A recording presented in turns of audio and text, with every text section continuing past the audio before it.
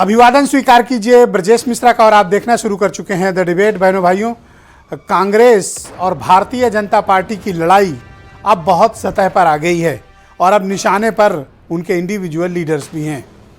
राहुल गांधी ने पिछले दिनों मुख्यमंत्री योगी आदित्यनाथ पर अपमानजनक टिप्पणी करने का आरोप उनके ऊपर लगा, तो मुख्यमंत्री ने भी आज त्रिपुरा में राहुल गांधी और कांग्रेस को करारा जवाब दिया है।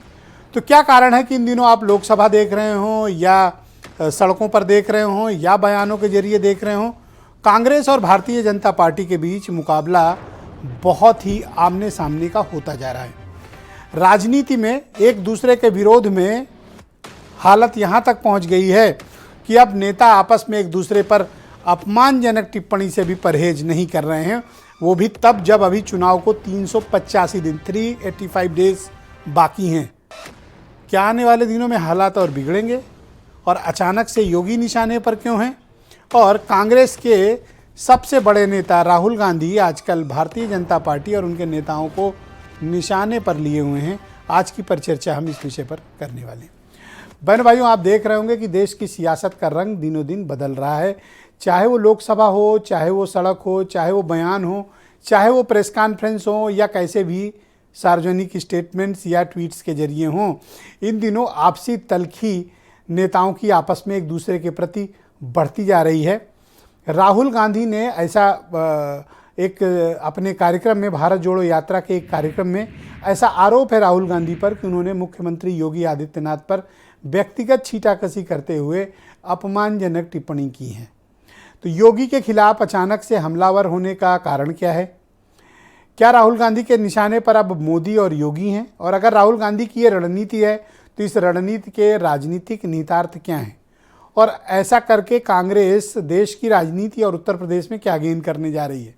इसमें कोई दो राय नहीं कि भारत जोड़ो यात्रा के बाद राहुल गांधी पहले से ज़्यादा ताकतवर बनकर उभरे हैं, पहले से ज़्यादा जनाधार के साथ निकले हैं और पहले से ज़्यादा उनमें क्लैरिटी आई है, लेकिन अब वो बेहद हमलावर हैं।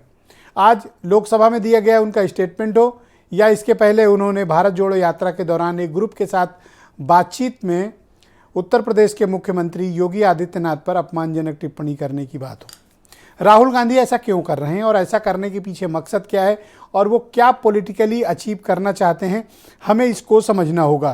क्योंकि अब लड़ाई भारतीय जनता पार्टी और कांग्रेस के बीच दिल्ली की गद्दी को लेकर शुरू हो चुकी है और ये लड़ाई आने वाले दिनों में बेहद तल्ख होगी। हो सकता है कि हमें कई और ऐसी डिबेट्स आयोजित करनी पड़े जहां इससे भी ज़्यादा अपमानजनक टिप्पणी, खतरनाक, एक दूसरे के प्रति निंदनीय टिप्पणी का नेता एक दूसरे का सामना करें। नेताओं के लिए तो हो सकता है कि ये सामान्य बात हो, लेकिन जनता और मीडिया वाले ज़रूर असहज हो जाते हैं जब नेता तथ्यों को छोड़कर गाली गलौज की भाषा का इस्तेमाल करने लगते हैं। तो आज जब मुख्यमंत्री योगी आदित्यनाथ ने त्रिपुरा में कांग्रेस को करारा जवाब दिया, राहुल गांधी पर पलटवार किया, तो इसके कई राजनीतिक निहितार्थ लगाए गए। क्या कांग्रेस इसको राहुल बनाम योगी करना चाहती है या फिर बीजेपी या योगी चाहते हैं कि वो राहुल गांधी से मुकाबला करें? लेकिन पहल योगी ने नहीं की, पहल हुई है राहुल गांधी की तरफ से। किस बात की पहल? हमले की। उत्तर प्रदेश में मूल मुद्दों के इतर आजकल राजनीति बहुत गर्म है। आप देख रहे होंगे कि अभी शूद्र, ओबीसी और कल परसों आपने देखा कि ब्राह्मणों को लेकर भी जैसी टिप्पणियां की गई। तो उत्तर प्रदेश में मूल मुद्दों से भटककर राजनीति कहाँ चली गई है? जहां चुनाव के पहले पहुंच जाती। कोई अचरज की बात नहीं है, यूपी की पॉलिटिक्स इसी दायरे के भीतर सिमटती है। लेकिन इस बार का दायरा थोड़ा डिफरेंट होने जा रहा है। मैं एक डिबेट प्रारंभ करूँ उसके पहले मैं कुछ स्टेटमेंट्स आज के आपको सुनाना चाहता हूँ। कांग्रेस उसका विरोध करती थी, आपकी आस्था के साथ खिलवाड़ करती थी। कांग्रेस राम सेतु को तोड़ करके भगवान राम के अस्तित्व पर ही प्रश्न खड़ा कर रही थी। कि मैं समझती हूँ कि राहुल गांधी जी एक बहुत बड़ी यात्रा करके आए, थक गए हैं वो, मानसिक रूप से भी और शारीरिक रूप से भी। तो मुझे लगता है उनको आराम करना चाहिए। राहुल गांधी ये जो आरोप लगा रहे हैं ये हमारे मुख्यमंत्री जी पर, वो बिल्कुल गलत है, वह सत्य नहीं है। कि राहुल जी ने जो बोला है बहुत सोच समझ के बोला होगा।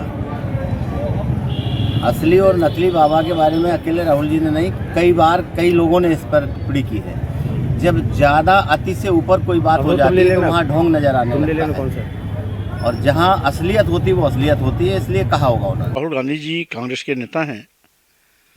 अब उनके किसी दिए गए बयान पर मुझे कुछ कहना नहीं चाहिए, कोई स्पष्टीकरण नहीं देना चाहिए, लेकिन फिर भी उसके बावजूद जो भी उन्होंने कहा है एक व्यवहारिक हकीकत को प्रस्तुत किया है। तो बयान कांग्रेस दे रही है और समाजवादी पार्टी उसको व्यवहारिक हकीकत बना रही है। यानी दुश्मन पर हमला हो तो सबसे ज़्यादा खुशी किसे है? समाजवादी पार्टी को। तो आज की डिबेट में मेरे साथ संजय चौधरी हैं भारतीय जनता पार्टी से, सुनील साजन समाजवादी पार्टी से, सुरेंद्र राजपूत कांग्रेस के प्रवक्ता हैं, रोहित अग्रवाल राष्ट्रीय लोकदल से हैं और पॉलिटिकल एनालिस्ट SM अशरफ मेरे साथ मौजूद हैं, और आम आदमी पार्टी से सर्वेश मिश्रा और वीरेंद्र सिंह जी हमारे स्टेट हेड। बहुत शुक्रिया और आप सबका बहुत बहुत धन्यवाद इस कार्यक्रम में मेरे साथ सम्मिलित होने के लिए। सुरेंद्र राजपूत जी, कार्यक्रम की शुरुआत मैं आपसे करना चाहता हूँ और ये समझना चाहता हूँ कि राहुल गांधी ने उत्तर प्रदेश के चीफ मिनिस्टर पर ऐसी अपमानजनक टिप्पणी क्यों की और उनको अधर्मी क्यों कहा? कारण? भाई पहली चीज़ तो ब्रजेश भाई, मुझे बड़ी आपत्ति है कि आप जैसा एक सुधी पत्रकार कह रहा है कि उन्होंने अपमानजनक टिप्पणी की। बिल्कुल अपमानजनक टिप्पणी नहीं की। अगर कहीं आपके पास उसकी कोई मीडिया की बाइट हो तो वो दिखा दें, उनका कोई कहा हुआ लिखित वक्तव्य हो तो दिखा दें, कोई उनका द्वारा लिखा ऐसा कोई उन्होंने जारी किया हो तो बता दें, और अगर कोई मीडिया की बाइट हो तो भी बता दें। नंबर 1, उन्होंने क्या कहा वो भी मेरे सामने है, आप तय कर लीजिए। आप कृपया पढ़ के बताएं कि क्या है, क्योंकि लेकिन अगर आपके अध्यक्ष ने ये बात कही है कि जो कहा है सोच समझ कर कहा है और ठीक कहा है, तो क्या कहा है सर आप ही बता दो।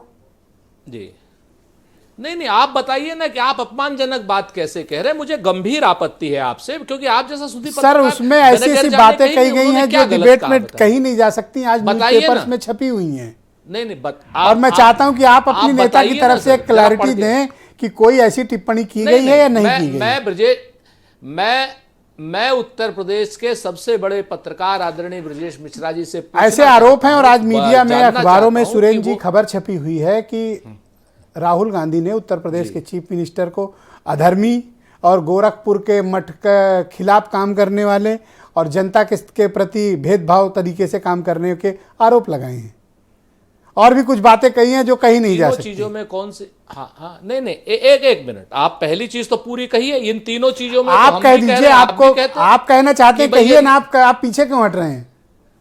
नहीं, हम नहीं आप मुझसे क्यों सुनने में इतनी दिलचस्पी रख रहे हैं? अगर आपके नेता ने स्टेटमेंट दिया तो कहिए हाँ दिया, या कहिए नहीं किया तो नहीं दिया, दैट्स इट। नहीं, मैं आपसे कह रहा हूं जो 3 बातें आपने कही हैं वो तीनों बातें राहुल गांधी जी ने कही, इसमें अपमानजनक कहां है?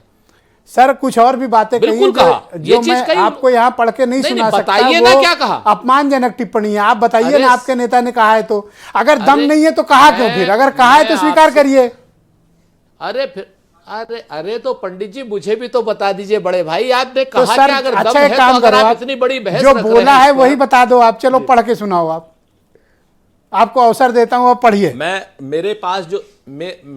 मेरे पास जो सूचना आई है, श्री राहुल गांधी जी ने बहुत स्पष्ट रूप से कहा है कि जो आदमी अपनी जबान का जो अपने उसका पक्का नहीं है, वो आदमी इस तरीके के काम नहीं करनी चाहिए, और भगवा वेश में पहन करके राजनीति कब की जाती है। ये 2 एक चीजें कही, और मेरे ख्याल से बहुत साधारण। इस चीज को मान और अपमान से जोड़कर देखना मुझे ऐसा लगता है कि ये बहुत गलत है। राजनीतिक आरोप लगाया, वो हमारे महंत हैं, और वो महंत जो है मुख्यमंत्री की कुर्सी पर बैठे हैं। इससे पहले कोई महंत संत मुख्यमंत्री की कुर्सी पर नहीं बैठते थे। वो कह रहे हैं कि वो ये काम नहीं, जो धर्म का काम करने वाले लोग राजनीति का काम कर रहे हैं। उन्होंने अधर्म की बात नहीं की, उन्होंने ठग की बात नहीं कही। मैं जिम्मेवारी से कहता हूं, हाँ उन्होंने यह जरूर कहा कि राजनीतिक क्षेत्र में धार्मिक लोग आ गए हैं तो अधर्म का काम हो रहा है।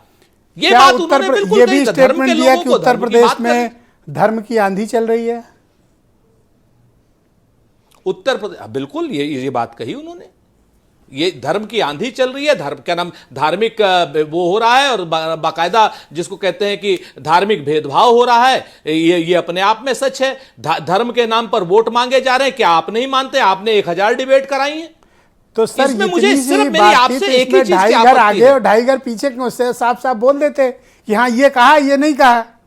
अरे भाई ओके, मैं आपके दोस्त संजय चौधरी को आमंत्रित करता हूं, भारतीय जनता पार्टी के प्रवक्ता। मुझे आपसे ये उम्मीद नहीं थी, आपसे उम्मीद नहीं थी सर कि आप ये कहेंगे अपमान।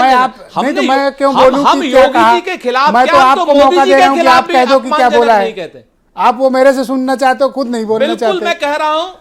ओके, मैं संजय चौधरी जी को आमंत्रित करता हूं आपसे कि कोई अपमानजनक टिप्पणी नहीं की। मैंने आपका ऑब्जेक्शन नोट कर लिया सर। बात बिल्कुल गलत है जी।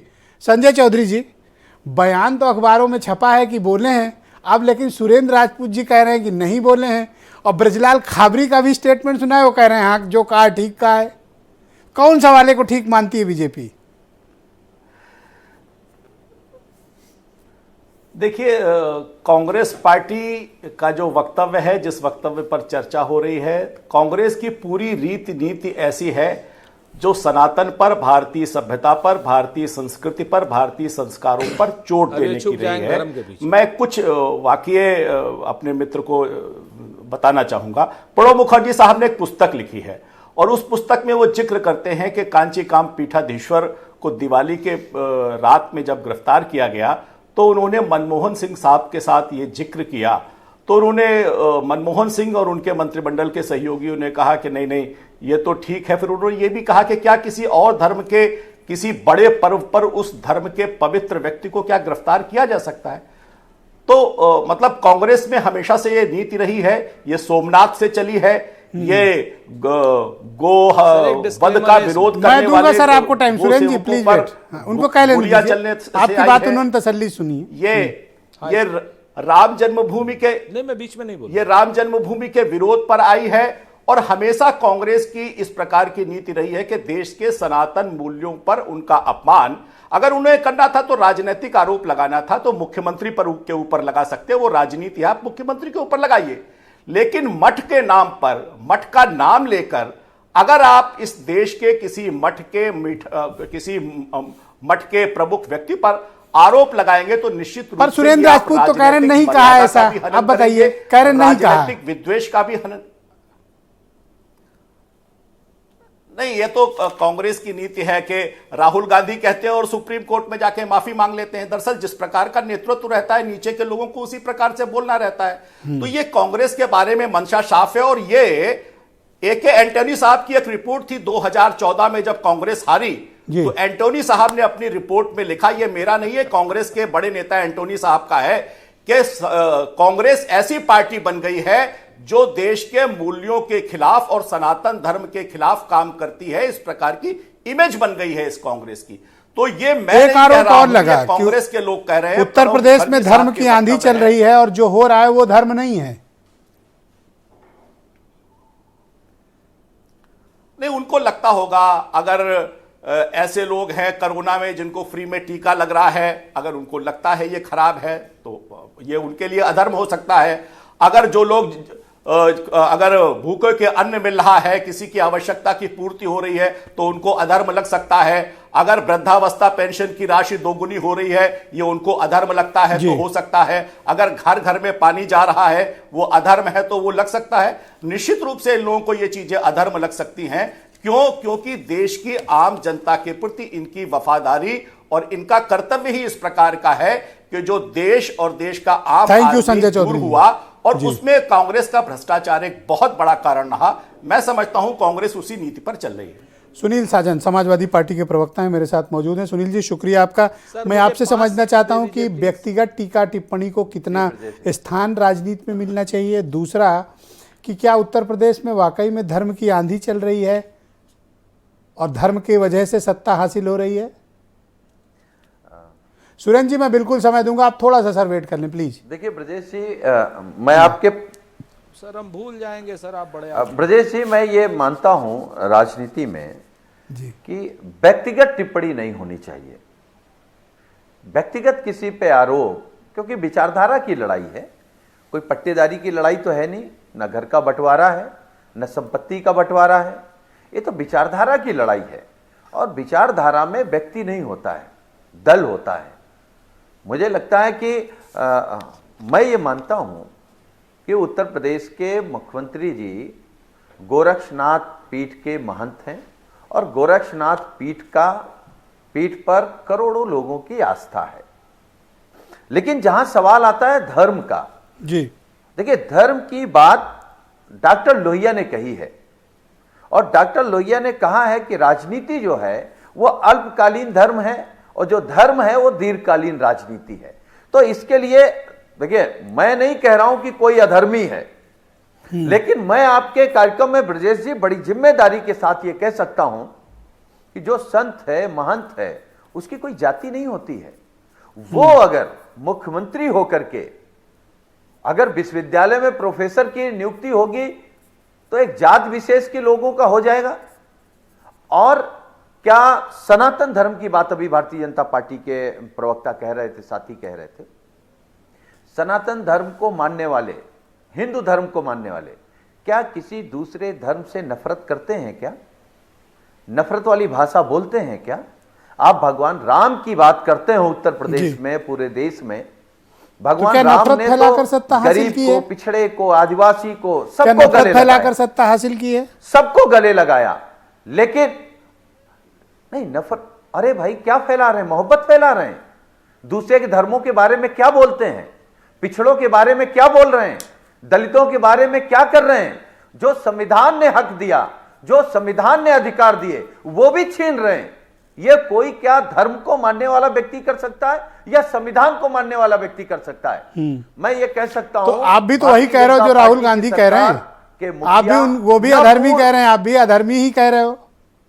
आप बस उसमें जाति जोड़ दे रहे हो, एक आपने टैग लगा दिया अलग से। अधर्मी नहीं कह रहा हूं, नहीं, मैं अधर्मी नहीं कह रहा हूं, बस ये कह रहा हूं कि एक धार्मिक व्यक्ति किसी भी धर्म को गाली नहीं दे सकता है, किसी धर्म से नफरत नहीं कर सकता है।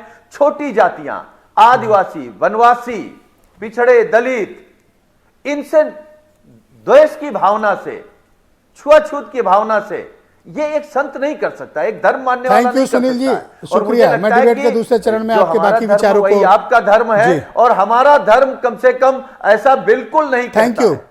ओके, सुरेंद्र राजपूत जी, आप कुछ कहना चाहते थे सर? सिर्फ 20 सेकंड दे पाऊंगा, आप बोलें।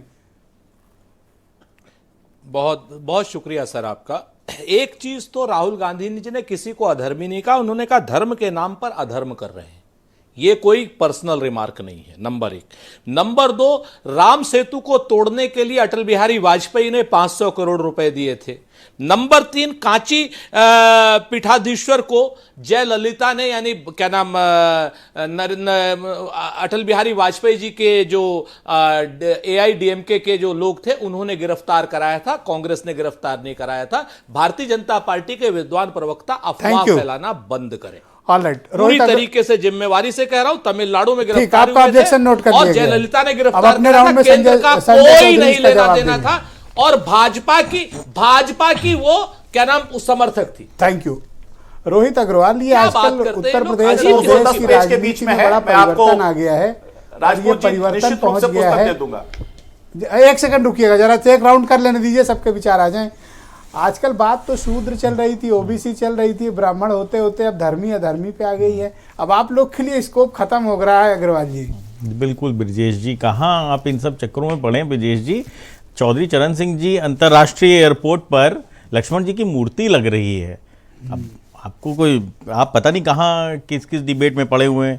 मैं कुछ लाइनें पढ़ता हूँ, मुझे लगता है आपका भी दर्द कम होगा। पर्ची डलवा लिया करूं कि आज मुझे किस पर डिबेट करनी है। नहीं, मैं ब्रजेश जी कुछ लाइनें पढ़ता हूँ, आपका भी दर्द कम होगा, आपकी दर्शकों का भी दर्द कम होगा, क्योंकि अब यही बचा है। क्यों व्यर्थ की चिंता करते हो, किससे व्यर्थ डरते हो, कौन तुम्हें मार सकता है। आत्मा ना पैदा होती है ना मरती है, जो हुआ वह अच्छा हुआ, जो हो रहा है वह अच्छा हो रहा है, जो होगा वह भी अच्छा ही होगा। तुम भूत का पश्चाताप ना करो, भविष्य की चिंता ना करो, वर्तमान चल रहा है। जी, आपकी तबीयत ठीक है? नहीं, मेरी तबीयत ब्रजेश जी ठीक है। मुझे थोड़ा समय दीजिए, मैं मतलब मुझे लगता है कि बाकी सबकी कुछ लेके आए हैं। ये ब्रजेश जी, मुझे एक मेरे भाजपा के मित्र आज सुबह मिले थे, तो वो बड़ा व्यथित थे काफी दुखी थे। तो मैंने उनसे पूछा कि आप अपने नेतृत्व से बात नहीं करते हो कि क्या हो रहा है ये सब? तो उन्होंने कहा मेरे नेतृत्व से बात की तो उन्होंने ये गीता सार दे दिया हमें। तो आप ये गीता पढ़ने आए हो आज तब डिबेट से में? नहीं, तब से जब से वो गीता सार वो पढ़ रहे हैं तो उनका दर्द कम हुआ, तो मुझे लगा आपके दर्शकों का भी दर्द कम हो जाए। गीता लेके आए हैं पढ़ने? नहीं, तो विजय जी अब बताइए मैं क्या करूं? मतलब जब मैं अगर बात समझिए बेरोजगारों की ये बात हो क्या गया करूंगा आप तो आप लोग मुझे को? करने नहीं दोगे। नहीं, आप ब्रिजेश जी मुझे कोई कॉमेडी बताइए। सेंट्रल चल रहा है क्या? मैं नहीं, कॉमेडी सेंटर नहीं है ब्रिजेश जी, ये तो धर्म पे भैया, राजनीति मैं कर रहे पूछा हैं हूं ये कि ये जो लोग। चल रहा है और इसको आप मुझे बताओ तो बताइए मैं गीता पढ़ रहे बेरोजगारों हो? पे बात करूंगा आप करने नहीं दोगे, मैं किसानों पे बात करूंगा आप करने नहीं दोगे, बोलो, मुझे मैं कुछ मैं interrupt नहीं छोटे कर रहा, व्यापारी पे कितना बात देता हूं करूंगा टाइम, आप बोलो। करने नहीं दोगे। अच्छा बोलो भैया, जो कहना तो गीता रामायण जो पढ़ना मैं- अपनी बारी में पढ़ लो। नहीं, तो मैं क्या करूं आप बताइए तो ब्रिजेश बोलो ना, जी। जब का कौन भाई, रोक रहा है? आज जनता व्यथित है, कल बसों का किराया बढ़ा दिया गया, बसों की हालत खस्ता हाल है और किराया बढ़ा दिया गया बसों का। बहन जी की सरकार थी, मायावती जी की, बसपा की सरकार थी, तब मूर्तियां लगती थी तो भाजपा ही रोड पे तांडव करती थी। और आज चौधरी चरण सिंह एयरपोर्ट पर लक्ष्मण जी की मूर्ति लगा के नाम बदल के विकास की राजनीति करना चाहते हैं। तो मैं क्या करूं ब्रिजेश जी, आप मुझे एतराज ये है कि बताइए। चौधरी अच्छा चरण पहले सिंह सुनिए, एयरपोर्ट पर लक्ष्मण जी की मूर्ति। नहीं, आप समझिए ब्रिजेश जी, आप समझिए, पहले पिछड़ा, गरीब, दलित, शूद्र, अल्पसंख्यक इनका अपमान होता था, अब ब्राह्मणों का अपमान होता है। ठीक है, अभी कुछ दिन भैया, बाद अग्रवाल ठाकुरों लोग का तो भी बचे अपमान हैं ना। होगा। नहीं, वैश्य समाज तो मार दिया ना, वैश्य समाज बचा कहां है? वैश्य समाज को तो जीएसटी की रेड ने मार दिया। व्यापारियों, ये तो व्यापारियों की पार्टी हुआ करती थी और जीएसटी की रेड कौन करवा रहा था? भारतीय जनता पार्टी। मैं खुद गया था भाई गवर्नर साहब के यहाँ निवेदन करने कि ये रेड रुकवा दीजिए वरना बचे कुचे व्यापारी भी खत्म हो जाएंगे, जो छोटा मोटा व्यापार बचा है। ये सब और कुछ बाकी क्यों चल अदानी रहा है? की थोड़ा स्थिति सा आप इस पर देखिए ना। अपना पॉइंट ऑफ व्यू। नहीं विदेश जी, आप मुझे ये बताइए, कल मोहन भागवत जी ने जो कहा उससे स्थिति क्लियर हो गई कि स्वामी प्रसाद मौर्य जी को जो 5 साल इन्होंने क्लास दी थी, ठीक है ना, तो यही क्लास दी थी इन्होंने। अब तो स्थिति क्लियर हो गई ना भाई। पहले पिछड़ों का, दलितों का, अल्पसंख्यकों का अपमान होता था, अब ब्राह्मणों का भी अपमान होगा, फिर ठाकुरों का भी अपमान होगा और फिर वैश्य समाज का भी अपमान होगा। तो कुल मिला के सबको, अगर आप जाति के आधार पर ही आपको राजनीति करनी है तो आप फिर कर लो भैया, आप ही राजनीति, क्योंकि स्थिति है आप इंसानियत के आधार पे कब राजनीति करोगे? वो ठीक है। नहीं, अब राहुल गांधी क्या कह रहे हैं, उनका प्रवक्ता खुद ही उस पर स्टैंड नहीं ले पा रहा है। तो भाई आप बात समझिए, भाई उनके प्रवक्ता खुद ही स्टैंड नहीं ले पा रहे, खुद ही जलेबी कस रहे हैं यहाँ पे। कौन जलेबी कस रहा है? नहीं, जो राहुल गांधी जी ने कहा है उनके प्रवक्ता को क्लियर करना चाहिए। वो खुद ही नहीं समझा पा रहे हैं कि उन्होंने क्या कहा है क्या नहीं कहा है। वो उल्टा आपके ऊपर डाले दे रहे हैं कि ब्रिजेश जी आपने क्या कह दिया। मैं तो खुद ही पढ़ दो भैया। आप ही नैरेटिव सेट कर रहे भाई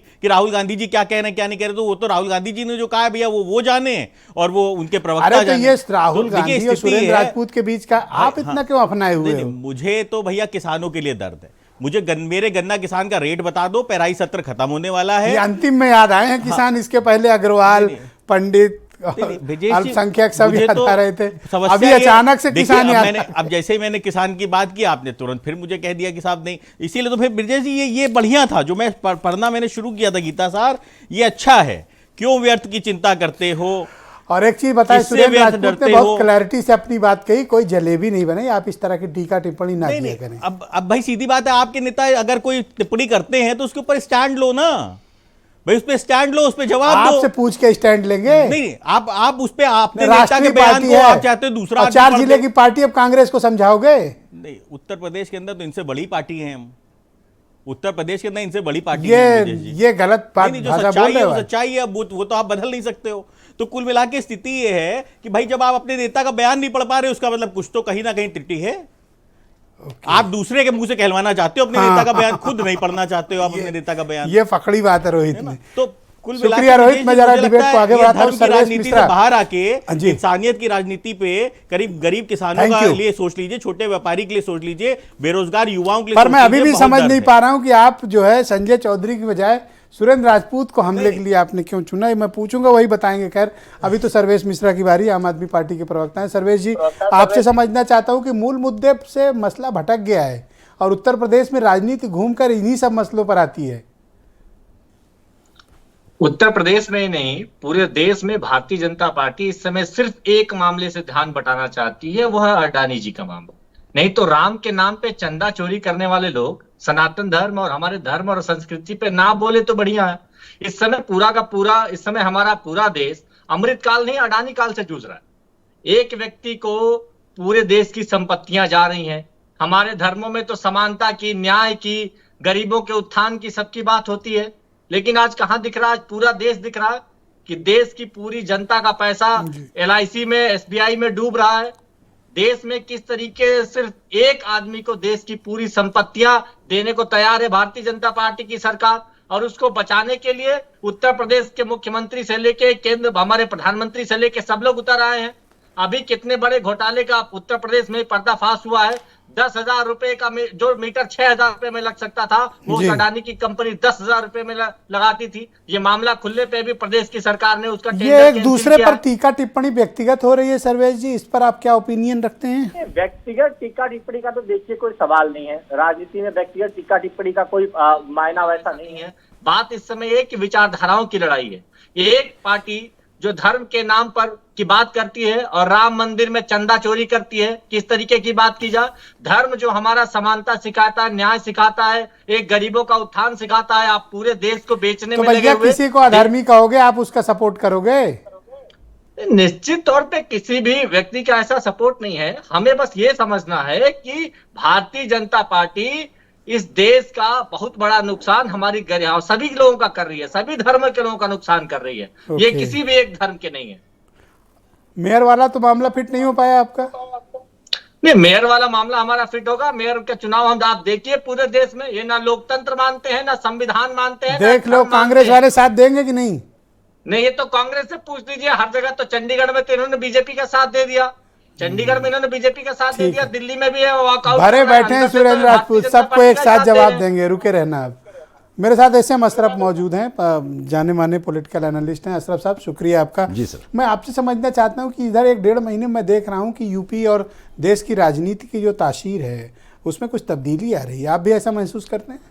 बिल्कुल सही कह रहे हैं, चूंकि तब्दीली जो है वो साफ तौर पे दिखलाई पड़ रही है। और मैं समझता हूं कि अपोजिशन को भी धीरे धीरे ये बात समझ में आने लगी है कि अगर हमने जनता के सही मुद्दे, सही चीज़ें लेकर लोगों के बीच में नहीं गए तो धीरे धीरे करके फिर हमारे सामने वही मुश्किल खड़ी हो जाएगी।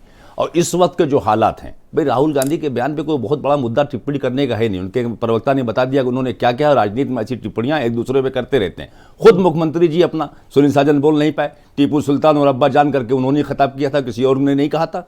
आज उनको आप पद्म भूषण दो, तो ये तो सब चलता रहता है। लेकिन चूंकि उनको कभी कभी एहसास होता होगा कि मैं गरुआ बसधारी हूं और मुख्यमंत्री हूं, तो मुझे लोग क्यों कहते हैं। जब राजनीति में आप आ गए हैं तो लोग कहेंगे। सबसे बड़ी बात, आप सरकार में हैं, एक धर्म विशेष को आपसे दिक्कत आती है, आप राजधर्म का पालन नहीं कर रहे हैं। आप धार्मिक व्यक्ति होते हुए क्यों नहीं राजधर्म का पालन कर रहे हैं। एक पर्टिकुलर कम्युनिटी को एहसास दिलाते हैं कि साहब जो है आप जो है दूसरे दर्जे के शहरी हो। तो कुछ चीज़ें ऐसी जब सरकार में आप रहोगे तो आपको एक नज़र से देखना पड़ेगा। और ऐसी कोई बात बिल्कुल मेरे नज़दीक नहीं रखती कि कोई इतना बड़ा पहाड़। क्या उन्होंने जवाब दिया? आप कांग्रेस की बात करते हो कि कांग्रेस ने 2008 में एफिडेविट दिया, हलफनामा, कि साहब राम सेतु जो है काल्पनिक है। बिल्कुल कहा था, लेकिन साथ साथ ये भी कहा था कि किसी इंसान का बनाया स्ट्रक्चर नहीं बल्कि किसी सुपर पावर का बनाया है। सुपर पावर क्या होता है? सुपर पावर का मतलब कोई दैवी शक्ति रहेगी जिसने बनाया और खुद ब खुद नष्ट हो गया वो। और कांग्रेस एक कदम आगे और 1.5 कदम पीछे। बात इसकी नहीं, बात ये होती है कि अब सुरेंद्र राजपूत ने क्यों इस पे ज्यादा फोकस नहीं किया। वो एक शब्द को थोड़ी पकड़ के आप बैठेंगे, काल्पनिक काल्पनिक है। वहां खुदाई का मुद्दा आ रहा था कि ठीक है, उसको जब जन भावनाएं देखी वो पीछे हट गई कांग्रेस। मुद्दा इसका नहीं है। मुद्दा है आपने इतने मंदिर तोड़ दिए बनारस के अंदर, किस बात के लिए तोड़े आपने? वहां जन भावनाएं नहीं थी, वहां लोगों की आस्थाएं नहीं थी। तो आप जब कोई फैसला लेते हो तो लगता है कि बिल्कुल सही है, अब हमने जो ले लिया वो उसके बाद कुछ बचता नहीं है। दूसरी कोई पार्टी कोई भी बात अगर करती है उसको फौरन अधर्मी बताओगे। 1986 के अंदर एक दिन के नोटिस के अंदर के.एम. पांडे ने ताला खुलवा दिया। कांग्रेस उसकी जिम्मेदार है और हमेशा मुसलमान इस बात को, ये बात चुपती रहेगी कि आपकी वजह से 92 हो गया ना खुलवाए होते आपकी नौबत भी नहीं हासिल की गई है। राहुल के आरोप में राहुल के नफरत फैलाई गई है। राहुल के लिए नफरत फैलाएगी नहीं। हाँ। राहुल का आरोप है कि बीजेपी ने नफरत फैलाकर सत्ता हासिल की है। लगातार वो कोशिश कर रहे हैं। धर्म की आंधी चलाई जा रही है। आप अपनी वर्किंग में क्यों नहीं बात करते? नुपुर शर्मा के कुछ बयान आ जाता है, 350 FIR मुसलमानों पर डाल देते हो, इसका मतलब नफरत क्या है? नफरत पर्टिकुलर एक कम्युनिटी को लेकर हो गई है। नफरत का माहौल पैदा कर दिया गया है, इसको खत्म आपको करना है। लगातार आपकी कोशिश ये होती है कि हिंदू मुस्लिम में डाइवर्ट हो जाए, और आपको तो मैं नहीं उसमें शामिल करता, वरना आपके जैसे कुछ महारथी बैठे हैं दिल्ली में जिनका काम ही यही रह गया है कि यही बैठ के परोसो, उसी में बैठ के बहस चलती सर, है। आजकल मीडिया वाले हनी हमारे दोस्तों को गाली देने का एक ट्रेंड है। भाई क्यों नहीं, आपके दोस्तों को कहा भाई जा रहा है क्यों कि साहब हमारे आप दोस्तों को गाली दे रहे हो? इतने रिपोर्टेड पत्रकारों को ये कहा जाता है जितने यूट्यूबर अरे सर पत्रकार। ठीक है, मीडिया वाले हैं, कुछ कह दिया इसमें इतना क्यों अरे गाली सरकार, गलौज तो करते हो? आपको भी तो सोचना मतलब चाहिए जहां कि पाए उन्हीं के बेचारे आपके गरीबों के पास पीछे पड़ लाइव जाते चैनल हो। है, आपके वीरेंद्र पास- सिंह जी आ गए हैं। आपके पास लाइव चैनल, तो आप ठीक यूट्यूबर है सर, आप अरे यूट्यूब खोलो सर, लाइव शुरू कर दो, सबको ही अपना चैनल। नहीं, आप बताइए यूट्यूबर पत्रकार को आप ये कहेंगे देशद्रोही है, ये जो है एजेंडा चला रहे हैं। ओके, वीरेंद्र जी भी हमारे साथ आ गए हैं डिबेट आप पे। कहेंगे वीरेंद्र जी, ये एजेंडा चला रहे आजकल हैं। राजनीति में मैं देख रहा हूं कि इन दिनों व्यक्तिगत टीका टिप्पणियां भी शुरू हो गई हैं। एक तो ये मसला है, दूसरा उत्तर प्रदेश में इस वक्त की जो पॉलिटिक्स है, विशेष तौर पर शूद्र वाला विषय हो या फिर अपर कास्ट के लिए भी जो स्टेटमेंट्स आए वो हों, थोड़ा सा माहौल में मुझे लगता है थोड़ा परिवर्तन आ रहा है राजनीतिक रूप से। आप भी क्या ऐसा महसूस करते हैं? देखिए, ये बात तो सही है कि अब लोकसभा का चुनाव उत्तर प्रदेश में अगले साल होगा और एक साल पहले से कुछ ऐसे मुद्दे आ रहे हैं सामने जो धर्म से ज़्यादा जुड़े हुए हैं। और अभी ये बात भी आई, सुनील साजन ने कहा कि धर्म एक लंबे समय तक राजनीति करने का बहुत बड़ा जरिया है। बीजेपी के लिए जितना धर्म पे चीज़ें आएंगी उतना ज़्यादा उसका लाभ होगा, ये हर कोई जानता है। और इस देश में हम सब कुछ जानकर भी कई बार अनजान बनते हैं। बीजेपी बहुत समय से पेटेंट कराए हुए है धर्म के मामले का। राम मंदिर के आंदोलन पर वो लड़ती रही देश में और दूसरी पार्टियों को वो खलनायक बताती रही, और आज तो वो पूर्ण बहुमत में है हर तरफ। लेकिन ये बात सच्चाई है कि इस देश में जितने सारे व्यापार हैं उस पर बहुत सारे, आप देख लिए मीट का कारोबार एक्सपोर्टर का होता है, उसमें बहुत सारे हिंदुओं का पैसा लगा है। हिंदू और मुस्लिम को बांटकर जो बात होती है वो राजनीतिक फायदे तक रहती है, व्यापारिक फायदा जहाँ होता है वहाँ पर ये बातें ख़त्म हो जाती हैं। राहुल गांधी के बयान से देखिए, योगी आदित्यनाथ एक राजनीतिक व्यक्ति भी हैं और एक संत परंपरा के व्यक्ति भी हैं, एक पीठ के वो महंत हैं, तो वो सियासत में भी सर्वोच्च शिखर पर हैं और धर्म के आधार पर भी वो बड़ी पीठ पर बैठे हैं। तो स्वाभाविक है कि उनके पास दोहरा एडवांटेज है, लाभ है, और उसकी वजह से बीजेपी बहुमत के साथ दोबारा जीती भी चुनाव। अब धर्म को हथियार बनाकर वो लोग आगे बढ़ते हैं, विकास की बात भी करते हैं, 500 रुपया भी देते हैं महीने में, 5 किलो राशन भी दे रहे हैं। तो बीजेपी की ये सारी ताकतें बढ़ती जा रही हैं और उसमें अगर आप उनको धर्म के नाम पर और स्वामी प्रसाद मौर्य रामचरितमानस के नाम पर घेरेंगे तो कितने दिन बीजेपी से लड़ पाएंगे। राहुल गांधी ने निसंदेह एक बहुत लंबी यात्रा की इस देश में, 3500 किलोमीटर की, और उन्होंने कहा कि पैदल चलना सियासत का एक बहुत बड़ा हथियार हो सकता है। एक उनका मैसेज है कि हम पैदल चलकर देश में तस्वीर बदलने की कोशिश कर रहे हैं। लेकिन जब ये बात धर्म पे आ जाएगी तो राहुल गांधी कमज़ोर हो जाएंगे, क्योंकि वहाँ बीजेपी बहुत अच्छी तरह से बैठी हुई है। आज उन्होंने बयान भी दिया, उनके भाषण में अग्निवीर रहा, महंगाई रही, बेरोजगारी रही, किसान रहे, उनकी यात्रा के जो अनुभव रहे उस पर उन्होंने बोला। ये अच्छा बिंदु हो सकते हैं और इस पर सुरेंद्र राजपूत की पार्टी के लिए ये एक अच्छा विषय है कि वो इस पर घेरे। लेकिन जब बात धर्म और अधर्म पे आएगी तो फिर ये जरूर है, देखिए सियासत ने उसकी परिभाषा खास तौर से बीजेपी ने ऐसी कर दी है कि अगर हमारे साथ हो तो धार्मिक हो और विपक्ष में हो तो अधर्मी हो, बहुत दो एक लाइन की बात है। तो कुछ भी करोगे कहेंगे अरे ये सब नास्तिक लोग हैं, ये सब राम का अपमान करने वाले लोग हैं, ये सब राम के खिलाफ बोलते। कहाँ बीजेपी के पास इतना हथियार है, जनता कहती देखो ये एकदम सही मामला है, अब भाई रहना भाजपा वालों के साथ है। तो बीजेपी को तो बड़ी फायदा है। ऐसे ऐलान कर दिया बीजेपी ने कि हम 50 साल देश पर राज करेंगे। उनके पास धर्म का बहुत बड़ा हथियार है, कुछ प्लानिंग होगी, कोई एक मोदी और एक योगी नहीं, बहुत सारे नेता उनके पास आएंगे और रहेंगे। तो उनकी असली ताकत तो वही है कि वो धर्म के आधार पर इस देश में राज करने आए हैं और उसके साथ साथ उनकी योजनाएं। और हिंदू मुस्लिम का कहाँ तक बांट लेंगे। कितने सारे लोग हैं जो आखिरी वक्त में वोट डालने जाते हैं और हिंदू मुस्लिम के नाम पर वोट दे आते हैं, बदल जाते हैं बूथ के अंदर जाकर। हमारे देश में एक बड़ा बात देखिए आती है, कांग्रेस बहुत समय तक राज की, बहुत सारे उसके उदाहरण है, उसके सरकारों में बहुत सारी चीज़ें हुई। जैन सरस्वती का आज मामला उठा, उसमें पूरे देश ने देखा था। अब ये बात साफ है कि वो राज्यों के बीच था या केंद्र के बीच था, लेकिन ये बात धर्म की आस्था पर चोट से मानी गई, जोड़ी गई थी। तो ब्रजेश जी, इस बात से कोई इनकार नहीं कर सकता कि भारत जैसे देश में बहुत सारे वायरस हैं, पाखंड के, अधर्म के, छुआछूत के, जातिवाद के, अन्याय के और गरीबों को शोषण से जुड़े हुए। और 50 साल कांग्रेस रही, 10 साल से भाजपा है, अटल जी की सरकार रही, अभी तक ये चीज़ें दूर नहीं हो पाई हैं। एक साहित्यकार ने लिखा है, सुनिएगा, कुछ मैं साहित्य में कहूँगा उसको जी, कंप्लीट करें। हम लोगों के लिए तो सब धर्म का समान है। जो व्यक्ति सार्वजनिक जीवन में है उसको सबका सम्मान करना पड़ेगा। अब राजनीतिक लाभ के लिए कोई किसी को अधर्मी बतावे, किसी को धार्मिक, वो अपना उसका एजेंडा है।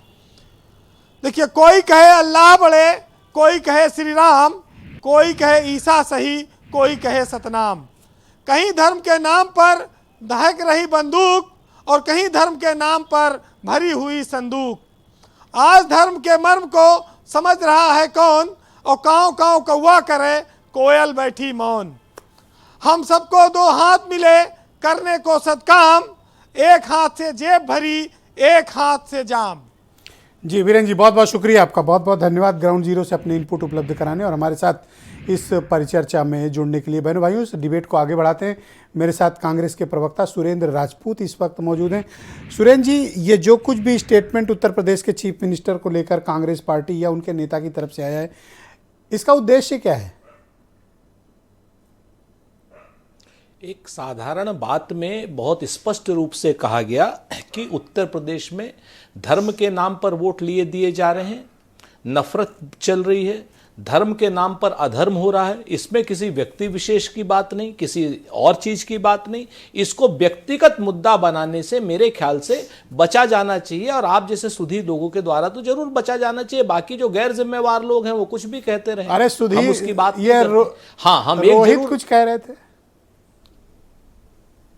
रोहित जी का अपना वो है, रोहित जी को अगर चाहिए तो राजस्थान में हमारे सहयोगी हैं, इसलिए हम कुछ बहुत ज़्यादा नहीं कहेंगे। अपनी जगह पर इनकी अपनी सोच है। ये सोचते हैं कि कांग्रेस पार्टी गोल गोल घुमाती है, तो कांग्रेस पार्टी ने चौधरी चरण सिंह जी को भी चीफ मिनिस्टर पर, कांग्रेस पार्टी ने ये चरण सिंह एयरपोर्ट बनाया था जो आज की डेट में भाजपा ने अडानी सर मिनिस्टर थे अजीत सिंह तो जी, ये उसी मूल रूप से जी न उसी मिनिस्ट्री के मिनिस्टर थे, कांग्रेस ने बनाया था। और तो वो उनको भी मिनिस्टर कांग्रेस ने बनाया था सर।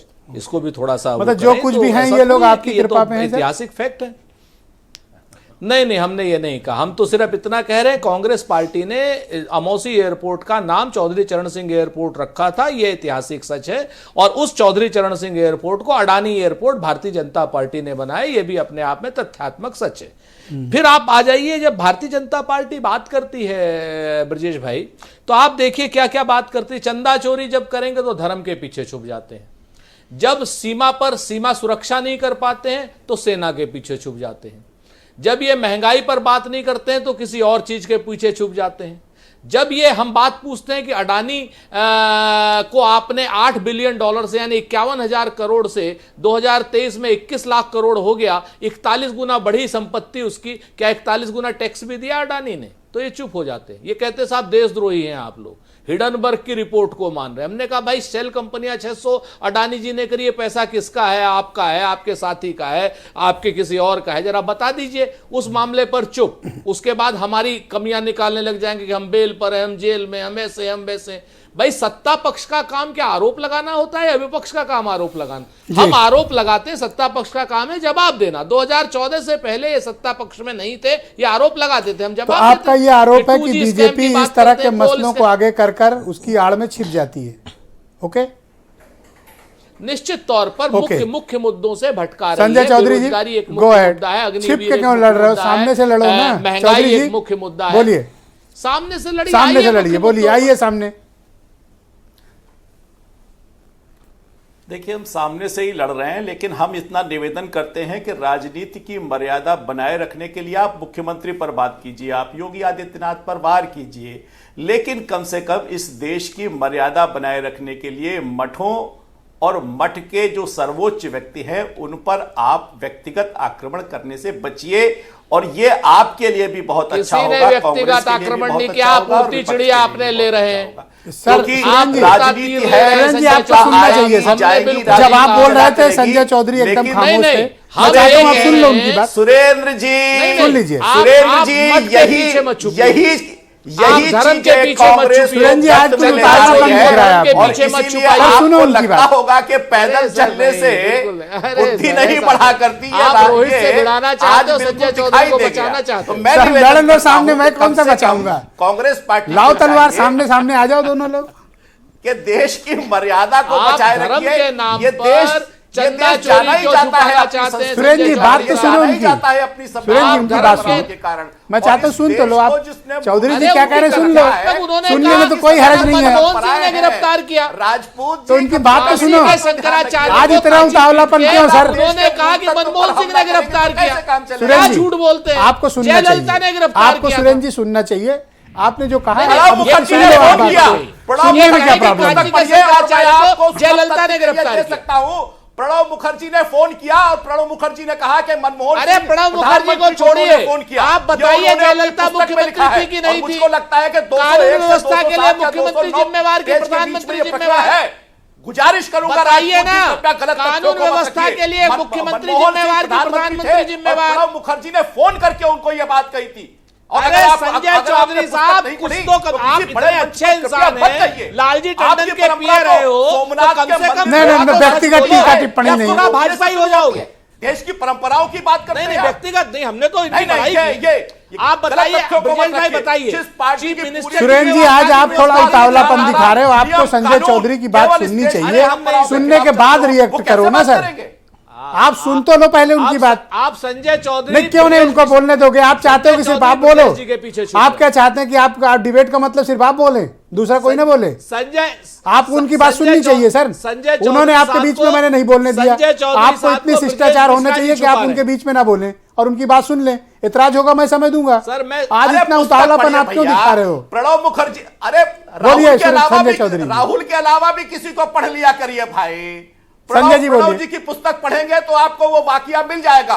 प्रणब मुखर्जी ने राष्ट्रपति के रूप में उनको फोन किया, ये अपनी पुस्तक में लिखते हैं। तो मैं समझता हूं कि कम से कम आप उस वाकये को देखिए जो इस आधार पर प्रणब ने कहा है, जो AK एंटोनी ने कहा है, जो नेहरू जी ने राजेंद्र प्रसाद जी को सोमनाथ मंदिर में जाने से रोका है, जिस प्रकार के गो वध पर प्रतिबंध लगे, इसलिए देश के साधु संत महंत नई दिल्ली में जाते हैं और गोलियों से रौंद दिए जाते हैं। इस परंपरा को और मत चलाइए राजपूत जी। कांग्रेस इस नीति को नहीं सर, अभी रुकना पड़ेगा आपको। और हमारे कई महत्वपूर्ण प्रवक्ता हैं, राजनीतिक वो अपनी बात रखेंगे, लास्ट में आपको टाइम दूंगा। बंद कीजिए। ऑलराइट, सुनील साजन जी, क्या धर्म की आड़ में छिपकर राजनीति की जा रही है? जी जी, और दोनों एक दूसरे का सहारा ले रहे हैं। नहीं, धर्म की आड़ पे छिप करके राजनीति नहीं की जा रही। भारतीय जनता पार्टी, सर मैं तो उससे भी आगे कह रहा हूं कि जो चंदा चोरी की है, जो जमीन की चोरी की है अयोध्या में, उन पर भी कार्रवाई हो। नहीं, उन पे नहीं होगी ना ना ना। देखिए एक बात याद रखिएगा ब्रजेश जी, ये भारतीय जनता पार्टी है, ये अपने लोगों को तुरंत गंगा जल से नहलवाती है। आप चंदा चोरी कर लो, जमीन चोरी कर लो, आप किसी की जमीन कब्जा कर लो, किसी महिला से बदतमीजी कर लो, हत्यारे हो जाओ, लुटेरे हो जाओ, ट्रांसफर पोस्टिंग के नाम पे पैसे ले लो। हम केवल आपके कार्यक्रम में एक बात कह रहे हैं जो मेरी जानकारी है, क्योंकि आपके सूत्र बड़े लंबे लंबे हैं, हमारे भी एक दो सूत्र होते हैं। अभी देखिए क्या ना कि अगर समझने के लिए कि हो क्या रहा उत्तर प्रदेश की राजनीति में, अभी उन्नाव गए थे उत्तर प्रदेश के deputy chief minister Keshav Prasad Maurya. एक सम्मानित पत्रकार साथी ने पूछा कि क्या आप जाति जनगणना के पक्ष में हैं? तो शायद हिम्मत करके वो एक बार बोले कि हाँ मैं हूं। लेकिन दूसरे दिन जो उनकी क्लास लगाई है उत्तर प्रदेश के मुख्यमंत्री जी ने, और कहा कि एक बार स्टूल में बिठाया था, अगर पिछड़े और दलित और महिलाओं की बात की, उनके हक अधिकार की बात की, तो वो स्टूल भी हट जाएगी। सर ये तो आपका सूत्र तो बड़ा और ये कहा खतरनाक गया वाले है कि हैं। अब जाति अभी जनगणना आप हमसे पे कह रहे थे वो कि आपके लंबे लंबे हैं, पर सर आपके अब तो जो है सीढ़ियों तो वाले है। कमरे में पहुंच गए सर। अप्रिशिएट।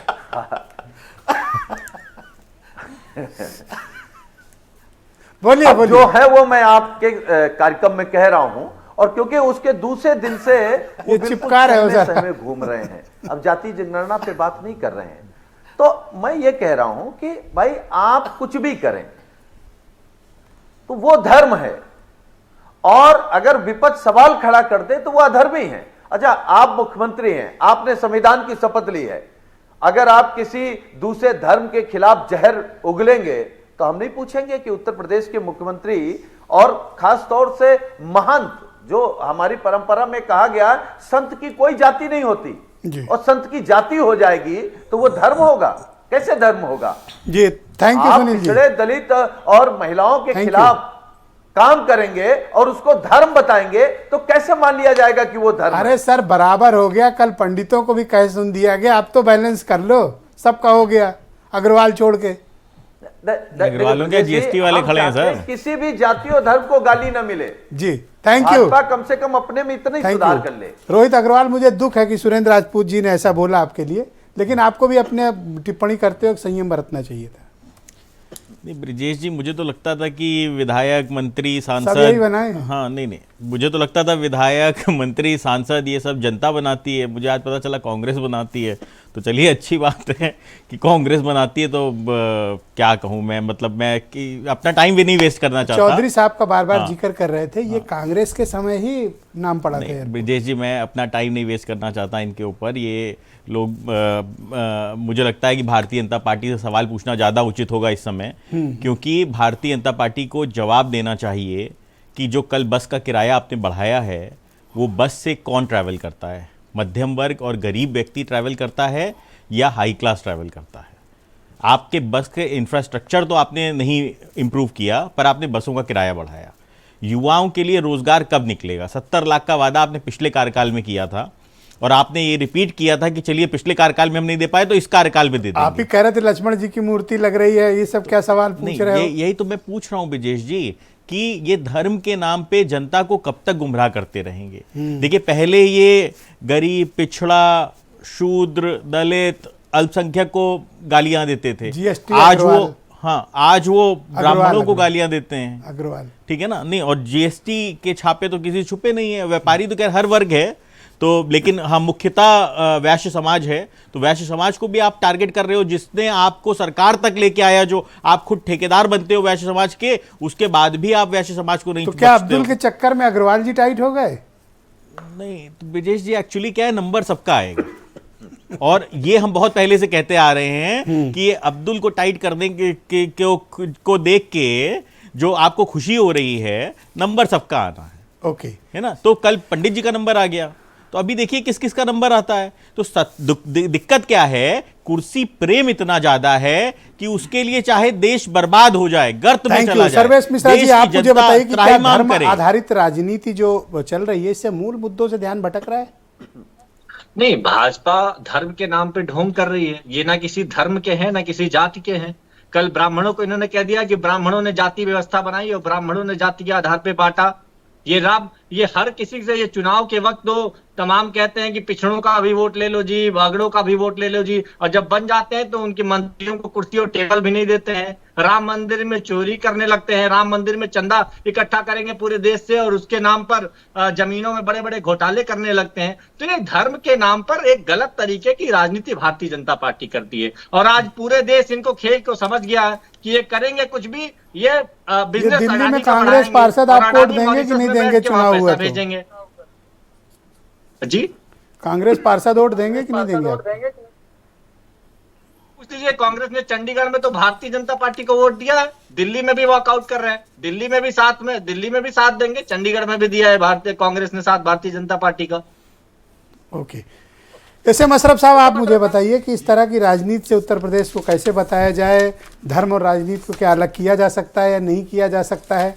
और इस तरह के आरोपों के पीछे के राजनीतिक उद्देश्य क्या है? ये तो लगातार हो रही है। अभी तो जो डिबेट हम इसलिए कर रहे हैं कि अडानी को लगातार, पहले तो बताओ सुरेंद्र जी की किसी बात से एतराज तो नहीं है? नहीं, मुझे कोई दिक्कत नहीं, मैं अपनी बात कह लेने दीजिए, जो कि सुरेंद्र जी थोड़ा सा लग रहे हैं नाराज मुझसे, लेकिन मैं अपनी बात है। अच्छा, आपसे भी मुझे ये कहना चाहिए कि नहीं, बिल्कुल नहीं, बात इसकी नहीं है कि बिल्कुल नहीं है अशरफ साहब जी, बात इसकी नहीं है कि साहब धर्म की राजनीति को आज शुरू हो गई, लगातार ये कर रहे हैं। जब मोदी जी 19 में जीत के आए थे तो पहले भाषण में कहा था कि मुसलमानों के साथ छल हुआ और छल में मुझे छेद करना है। कितना बड़ा छेद हो गया 22 आते आते, आपको भी नजर आ रहा होगा। सब कुछ हमारे खिलाफ होगा, मंत्री कहेगा गोली मारो, डॉट डॉट लगाएगा। तो सवाल इसका नहीं है, ये अडानी का अग्रवाल जी पे हुआ, शूद्रों पे हुआ, ओबीसी पे हुआ, ये तो देखिए ना, पंडितों पे भी अब हुआ, उन्होंने सबका तो क्या कह दिया पंडित। अभी बाद में उसको क्लैरिफाई कर रही है आरएसएस के ज्ञानी, पंडित मतलब ज्ञानी। अब वो भाग रहे ब्राह्मण से, हिम्मत नहीं बोलने की लफ्ज ब्राह्मण बोलने की।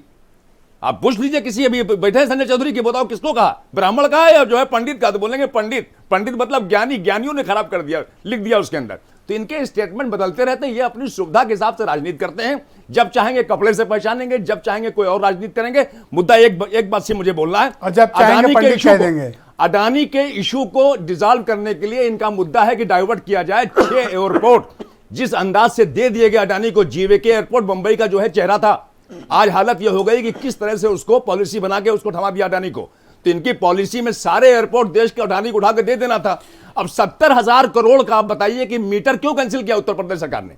अगर सब कुछ ठीक था, अडानी को आप देशभक्त बता रहे हैं, राष्ट्र के विरोध में सारा मामला है, तो क्यों आपने कैंसिल किया? तो आपका कहने का तात्पर्य है कि ध्यान भटकाने की बिल्कुल अडानी को कहीं ना कहीं से बैक कर रही है। जब मोदी जी अडानी के जहाज में 14 को कंपेनिंग किया है, जो आदमी देश की किसी लिस्ट में नहीं था 2012 से पहले, वो एशिया का पहला होता है, क्लैरिटी आपको है, एशिया का पहला होता है, दुनिया का 5वां उद्योगपति होता है। सर इतनी क्लैरिटी सुरेंद्र जी दे देते, बात ही खत्म थी। सुरेंद्र जी की इनकी कुछ अपनी मजबूरियां होंगी, मेरी तो कोई मजबूरियां नहीं ना। मुझे तो क्या नजर आ रहा है, मैं बोल रहा हूं। हो सकती है उनकी क्या हो पार्टी लाइन होती है, हर चीज का अपना उनका होता है। क्या उनको ब्रीफिंग होती है, क्या उनको बताया जाता है, ये वो तय करें। मैं तो फ्रीलांसर हूं, अपनी बात रखूंगा आपके सामने। बहुत धन्यवाद, इससे अच्छी और कोई बात। बहुत बहुत शुक्रिया।